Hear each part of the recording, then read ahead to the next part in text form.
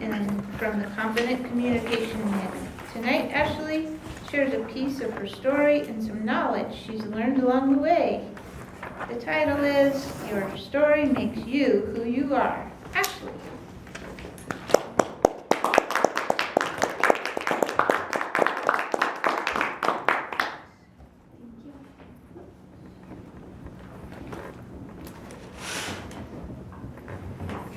Everyone in this room has a story to share, and your stories really have made you who you are today. Oftentimes I find myself afraid to share my story because I just do. It's a hard story to tell, and I just don't ever know when to share it. But this year I've come to the conclusion that I'd really like to share my story and not be so afraid, because my story really has made me who I am today. I could start from my childhood, but the parts of my story that really has shaped who I am today is the death of my daughter. My daughter's death shook me to the core. It truly brought me to my knees, and it took me to the darkest places I have ever known in my entire life. My daughter died from a severe head injury from a television falling on her that I was moving.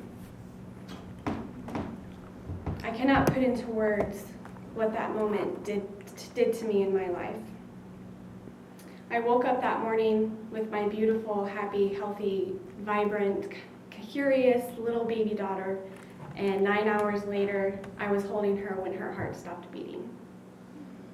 I've been on this journey now for 7.5 years, and I've learned so much about myself, and I've also learned so much of what has not been helpful. So the new year is bringing a lot of change for me, and part of that change is to not be afraid to tell my story and to share what I've learned along the way. So what I'd like to share today are 3 things that I hope you can take away with you if you ever come across someone, not if, but when you come across someone who has lost a child or even a loved one. The very first thing I'd like to share is to never ever, under any circumstances, tell them that it wasn't their fault. This used to really make me angry because my daughter's death was an accident, but I took responsibility for it. And when people would tell me that it wasn't my fault, it just made me feel like my feelings were not validated. So many bereaved parents really want to be heard and acknowledged and just to allow them to grieve their child. And so many of them are going to blame themselves no matter the circumstances. They could die in a car accident that they weren't involved in, and they'll still feel responsible. It may be hard to sit with someone when they are telling their story and hearing them blame themselves, but the best thing you can do is really just allow them to feel that and be with them and sit with them and let them feel it. You're not going to change their mind if you tell them that it wasn't their fault, because they're going to feel it no matter what you say. So giving them a chance to just share it and voice it can make all the difference in the world. The second thing is to speak the child's name. As a bereaved parent and as a professional, I often hear about parents when their child dies, the family and friends suddenly never speak the child's name, they ignore the family, they avoid the topic, and it makes the families feel they distance themselves, they don't want to put themselves around them because they want them to remember their child. Because the opposite is true. Like, if you just say their name, if you see something and you take a picture and you text them or call them and say, hey, I saw a cardinal today that made me think of your child, it could brighten someone's day. It really makes all the difference.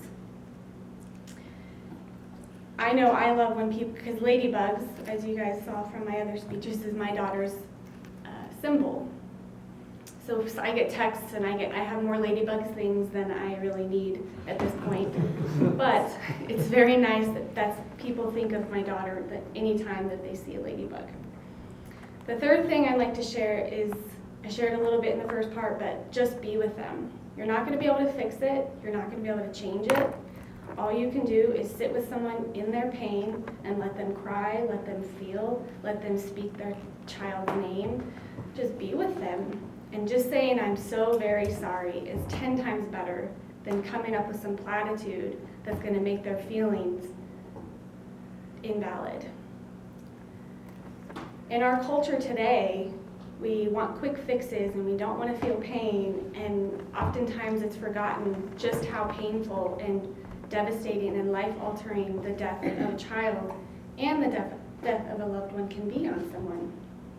It changes the person, it changes the family, it affects the community sometimes.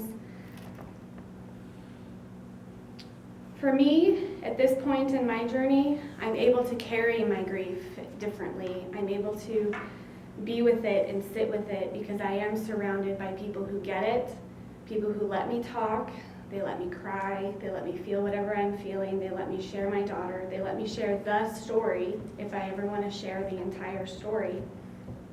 And they just sit with me in that, and all the emotions, and they love me for me and all of the story that I have to share. And most bereaved parents feel the same because this is kind of my world. So I live in a world of bereaved parents, and we often feel like there's something wrong with us if we're feeling, because society makes us feel that way.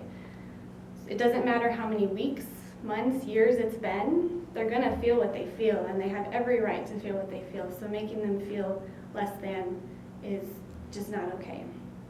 And now I've only given you a tiny glimpse into my story, a tiny glimpse into what I've learned, but I hope you can take these 3 things to never tell them it wasn't their fault, speak their child's name, and just be with them when and if you ever come across someone who's lost a child.